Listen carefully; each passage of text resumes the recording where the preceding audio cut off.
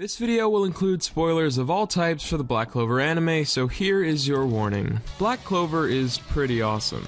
I started watching it in late 2020 and ended up being pleasantly surprised by how entertaining it was. Even just the intrigue that spawns from the end of the first episode was enough to keep my interest in watching the rest of the show. The concept of the 5-leaf clover is really cool, and I won't spoil it here, but the explanation as to why a demon would reside in that 5th leaf works its way into the story way later on. I also think the first episode does a pretty okay job of world building. I know it's not exactly subtle the way one of the characters literally tells us that we're in a world where magic is everything, but it gets the job done. Also, side note, the first episode has this really well animated shot of Asta grabbing an axe and attempting to chop a piece of wood, and I feel like no one ever points it out. Black Clover ended up having an effect on me that I genuinely didn't expect. Out of all the Shonen series I've seen, which to be fair wasn't many at the time, Black Clover is one that has had a huge impact on me.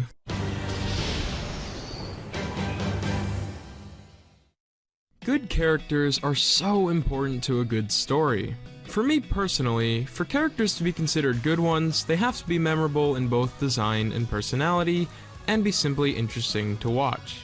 Seeing how established characters react to things that happen to them is the essence of how any good story plays out. If the audience is not interested in the characters, it won't matter what happens to them. This is an aspect of storytelling that Black Clover shines in. I love watching Asta do literally anything. He's just one of those protagonists that I could follow anywhere and be entertained. I love his overall meathead energy. It's great. I'm not sure how many people have even talked about this, but I really love Asta's own perspective on his body. Other characters in the series see his rippling arm muscles and overall toned body and think he's either too muscular and therefore gross looking, or attractive, usually one or the other. But Asta himself only sees his muscles as weapons that he has to make vital use of since he doesn't have magic. He couldn't care less about how having large muscles makes him look because he has no other alternative for fighting.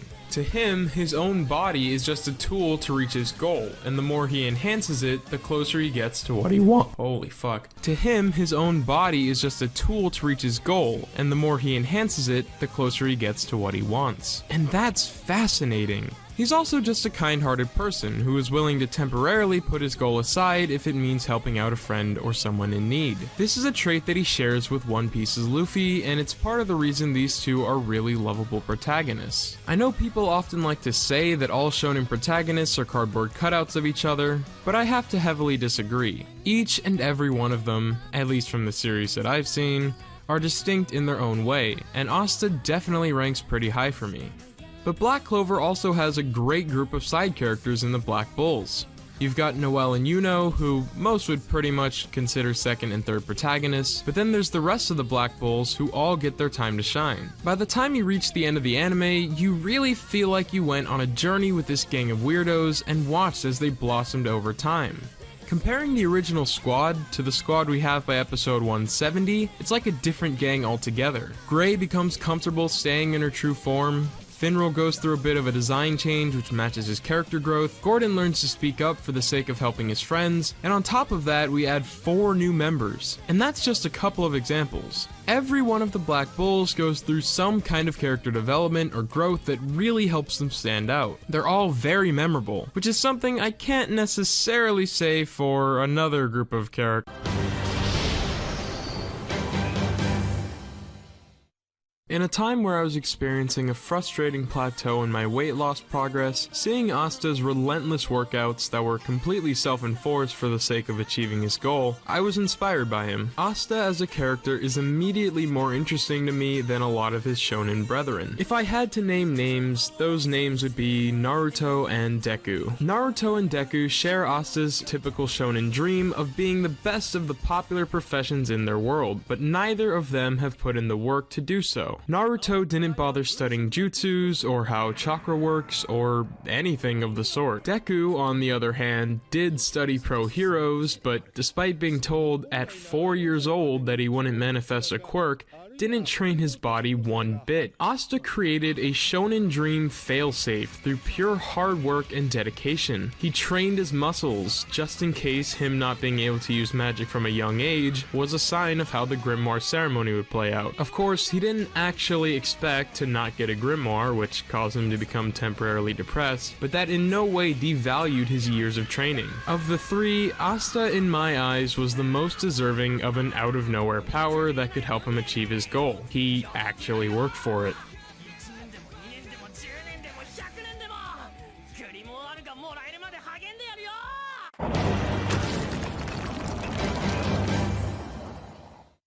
A lot of people will claim that Asta's voice is a barrier to entry into the series, and I can understand where those people are coming from. It's not controversial to say that Asta, at least very early on in the series, can be pretty annoying. It's one thing when you're reading Black Clover as a manga and can imagine the yelling in your head, but it's another to hear the sound manifest in the anime.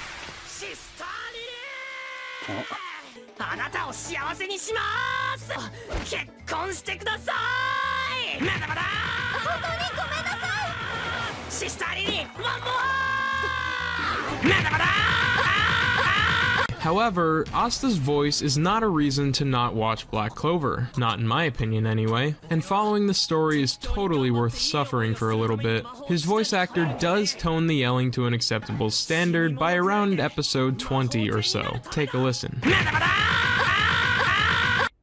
こんな奴らから逃げる必要ねえ。こんなところに呼ばれるくらいだからすげえ奴らだと思ったのに他の奴らと変わらねえじゃねえか。下民だのネズミだの恥さらしだの出来損ないだのふさわしいとかふさわしくないとか知るか。見とけよ、俺は必ず黙らん。いいかこんちくしょう、俺は必ず実績を積んで魔法帝になってお前ら全員 And to be completely honest, you start to almost like the sound of Asta's yelling.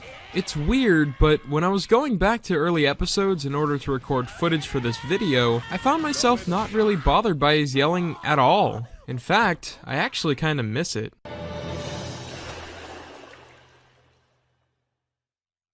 When it first aired back in October of 2017, Black Clover was considered a laughingstock of an adaptation, especially when compared to its main competitor series, My Hero Academia, which had started airing a year prior. Black Clover was badly paced due to its weekly episode production method, people hated the main character's voice, and the overall animation was average at best. However, as the years went on, Studio Pierrot, Studio Perriot, Perriot? Studio Pierrot. However, as the years went on, Studio Pierrot proved that the weekly episode format could still pump out an amazing series. Like the shonen greats before it, Black Clover continued to have iconic moment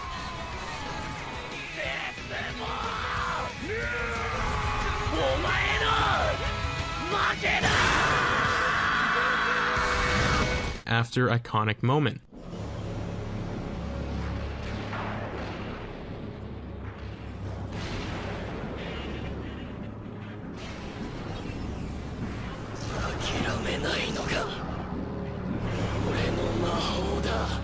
My Hero, on the other hand, at least in my opinion, has only gotten more and more dull with less standout moments per season. At this point, I think it's pretty clear which series I prefer, but if you prefer My Hero, that's perfectly fine. I'm not saying Black Clover is an objectively better series than My Hero Academia, I just have my own opinion on the matter. That being said though, I honestly feel like these two have had completely opposite enjoyment over time experiences. Whereas Black Clover starts out pretty low on the enjoyment scale, the more I watched it, the more I loved it. Opposingly, My Hero started out with a bang, hit a peak in its second season, and then started to slowly decline to the very okay place that it's currently at with season 5. I may have to make an update video whenever season 5 finishes because people say this upcoming arc is incredible, but we'll have to see about that when we get there.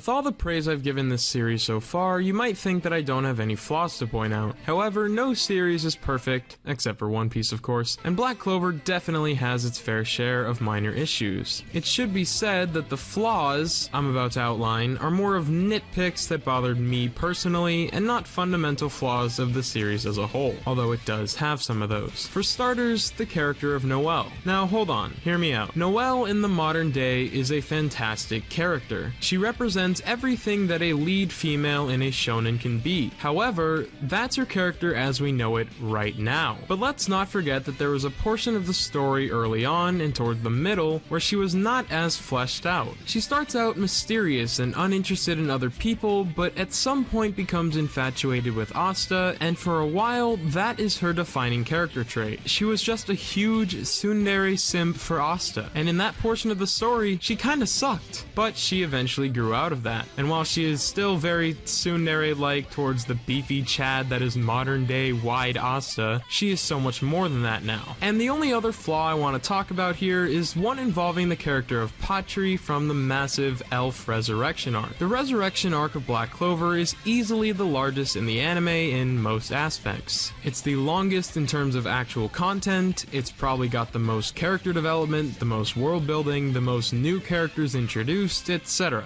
But that last thing I listed, being the most new characters introduced, is essentially the flaw that I'm highlighting here. Specifically, there was a solid portion of this arc where I was very confused about Patri's role in the story and his connection to Licht.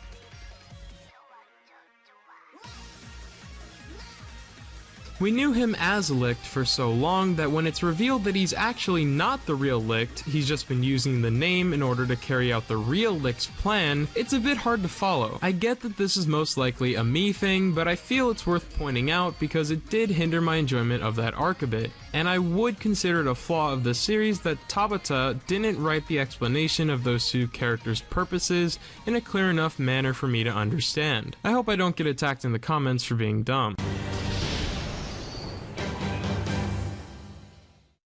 Unfortunately, Black Clover's anime adaptation actually came to an end in March of this year. I was lucky enough to be able to catch up to the series one episode before the final episode aired. So for 1 week, I was a weekly viewer. The ending of the anime is fantastic. You would think that with the series closing while right in the middle of an arc, it would feel like an unnatural stopping point, and you'd kinda be right. It does feel like there's a lot unfinished and unexplored. It's painfully obvious that this is not where Asta's story comes to an end, but the effort made to make the final episode feel like a conclusion is brilliant. It's not easy to end a story right in the middle of it, but Pierrot went all in on the animation, sound direction, and everything for the final episode, and I think their efforts paid off. The use of the first opening's title as the title of the episode, as well as creating an all-new extended version of it to play during the episode, is amazing. It really drives home the feeling of how far Asta has grown in such a short time. Also, the script writing for the final moments with the narration are incredible. It really sells the finality of it all.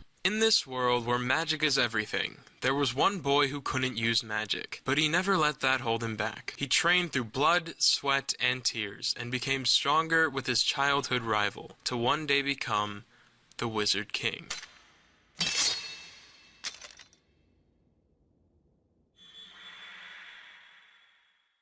Black Clover really drives home the message that your background as a person does not define who you are or your potential.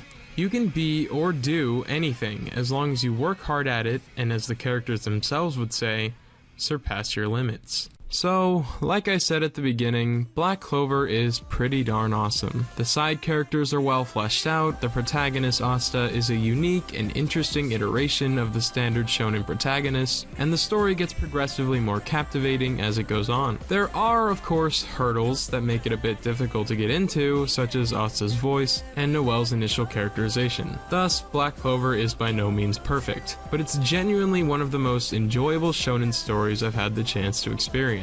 I'm excited for the anime to return, whenever that may be, but for now, I'll thank you all for watching.